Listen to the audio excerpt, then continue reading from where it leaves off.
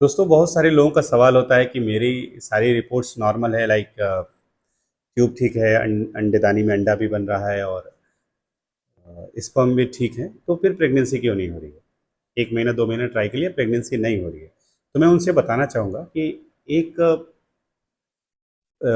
Normal couple में जिनमें ये सारी रिपोर्ट्स नॉर्मल है या फिर जिनमें कोई बीमारी नहीं है, उनमें भी 1 महीने में प्रेगनेंसी होने की जो संभावना होती है, वो होती है 25 से 30%। और कोई नॉर्मल कपल लगभग 12 महीने साथ में रहे तो उनमें प्रेगनेंसी होने की संभावना 85 से 90% होती है।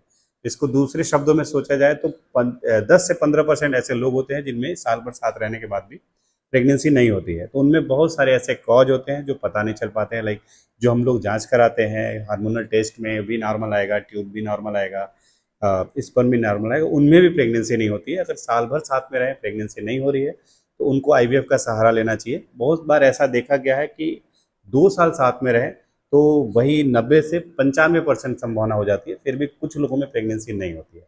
उनको आईवीएफ की सहारा लेना चाहिए। कुछ एज, जैसे आपका अगर एज 35 ईयर से कम है तो आप साल भर नॉर्मल मेथड द्वारा, नॉर्मल ट्रीटमेंट द्वारा आप प्रेगनेंसी का कोशिश कर सकते हैं।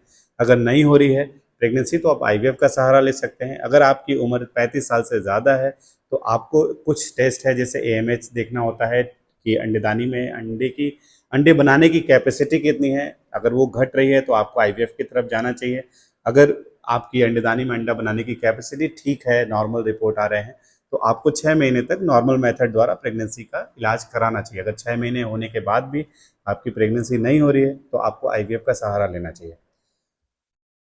प्रेगनेंसी से रिलेटेड आपको कोई और भी जानकारी चाहिए तो मेरे यूट्यूब चैनल पे जो मेरा वीडियो है उस पर कमेंट करेंगे तो मैं उससे रिलेटेड और भी वीडियो डालूंगा। अभी मैंने शुरुआत की है तो आगे जैसे जैसे आपके सवाल आएंगे मैं उसका जवाब देता रहूँगा। धन्यवाद।